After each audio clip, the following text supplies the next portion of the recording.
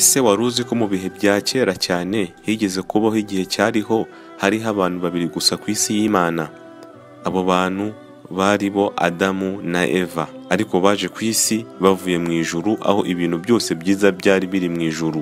Twavuga nk'ibiryo byiza, imbuto nziza, ahantu heza ho gutura n'ibindi byiza byinshi cyane. Ariko igihe baziye ku isi nta kintu bahasanze na kimwe, nta biryo, nta myenda, nta nzu n'ibindi. Ariko kubera Imana yakundaga Adamu na Eva, yabigishije uko babiba imbuto no guhinga ibihingwa, korora intama n'inka n'uburyo bwo gukoresha amata yabyo. Mu gihe Adamu na Eva bashyingiwe, bakomeje kubana nk'umugore n'umugabo, ndetse Imana ibaha urubyaro. Mu bana ba Eva na Adamu harimo abahungu babiri bitwaga Gahini na Abeli. Muri aka kanya akaba ari nabo dushaka kugira icyo tubavugaho. Ariko hashize igihe, muri abo bavandimwe babiri umwe yaje kwica undi. Akaba ari bwo bwicanyi bwa mbere bwabayeho mu mateka y'isi dutuyemo. Umuntu yakwibaza ati, ese bapfuye iki?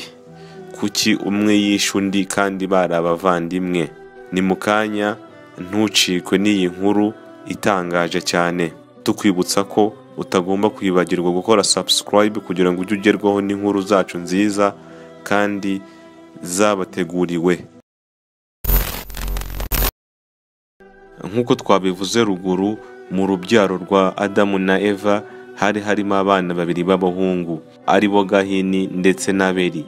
Gahini yari umwana mukuru w'intumwa Adamu, akaba yari n'umusore w'umwangizi ndetse w'imico mibi cyane. Ariko murumuna we Abeli we akaba yari umuhungu w'umukiranutsi w'imico myiza kandi ugirira neza ababyeyi be. Bityo itegeko rituruka kwa Nyagasani ko intumwa Adamu agomba kwimika Abeli nk'umuzamusimbura ku buhanuzi. Ariko mu gihe Adamu akoze iby'Imana yamutegetse, Gahini yararakaye cyane maze arakarira se cyane ati, kuki wafashe umuvandimwe muto ukamurutisha umuvandimwe mukuru, maze ukamugira umusigire wawe? Maze bikazatuma nyuma yawe nzategekwa nawe, bikaba itegeko yuko ngomba kujya munsi y'amategeko ye. Maze nyakubahwa Adamu aramubwira ati, njye nahisemo umusigire wanjye mbitegetswe n'Imana Nyagasani. Maze Gahini ntiyabyemera, akomeza agira ati, ntibishoboka ko Imana yatanga itegeko ry'uko umuvandimwe muto ahabwa agaciro kurusha umuvandimwe mukuru.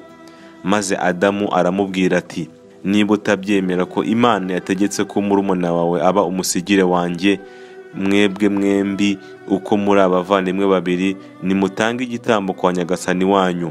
Bityo uw'igitambo cye kiza kwakirwa biraba bigaragaye ko ari we Imana ikunda, ndetse ikaba ari we yahisemo ngo ambere umusigire.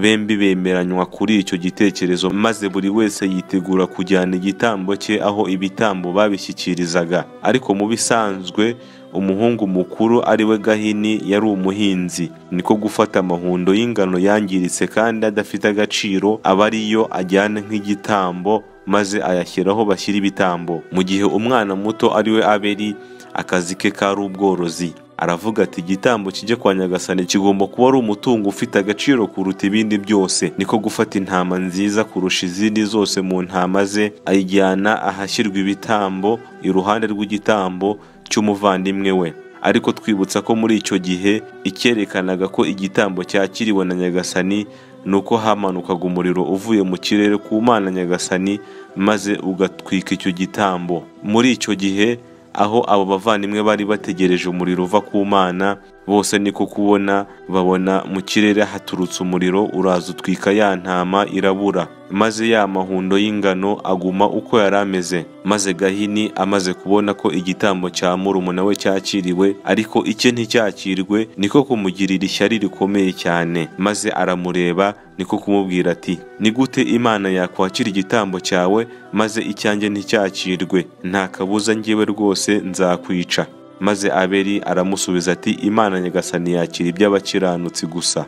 Nyuma y'ibyo byabaye, niko Gahini yakomeje kwitegura kwica murumuna we Gahini nk'uko yari yabishyiriyeho umugambi. Niko ishyari ryakomeje kwiyongera, byongeyeho ko n'igitambo cye kitakiriwe. Bigeraho kwihangana biranga, niko kumubwira ati, ngewe ubwanjye nzakwiyicira, kugeza ubwo iby'ubuvandimwe n'impuhwe bijya ku ruhande. Ariko Abeli we wari ufite umutima mwiza ndetse anarangwa no gutinya Imana, yakomeje kugira mukuru w'inama ko inzira arimo atari yo, ashaka kumukura muri iyo nzira ya shitani. Aramubwira ati, kuba igitambo cyanjye cyakiriwe si njye wabihisemo, kandi Imana Nyagasani yakirira gusa iby'abakiranutsi.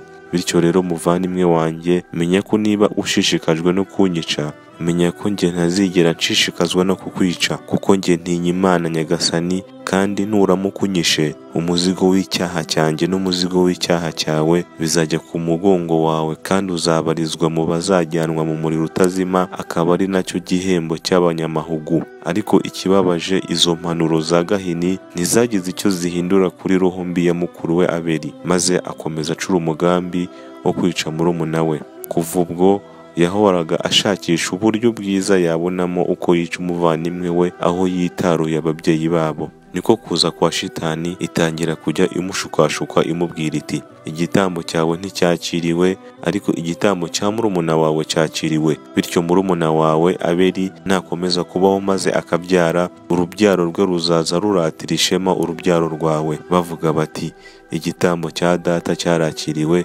ariko igitambo cy'umubyeyi wanyu nticyakiriwe.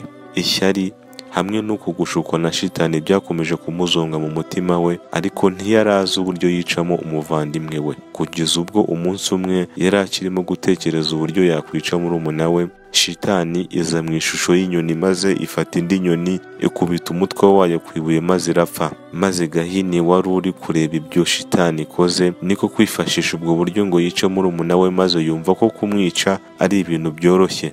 Niko gufata ibuye rinini arimwasa mu mutwe maze aramwica. Nyuma y'ibyo byabaye, se wabo Adamu amara igihe kinini arira kubera kubura umwana we yakundaga cyane. Maze Imana niko kumubwira iti, yewe Adamu, ntubabare, nzaguha undi muhungu mu mwanya wa Abeli. Ntihashize kabiri, nyuma y'umwaka umwe, Eva yibarutse undi muhungu witwa Sheith cyangwa se Seti mu Kinyarwanda, ariko yamenyekanye cyane ku izina rya Habatallah. Adamu yamwise, bisobanura impano y'Imana. Habatallah cyangwa se Seti arakura, maze ageze mu busore nibwo se Adamu yamutoreye kuba uzamusimbura ku buhanuzi. Mu mateka tukaba dusangamo ko uwo Seti yabayeho imyaka irenze 900.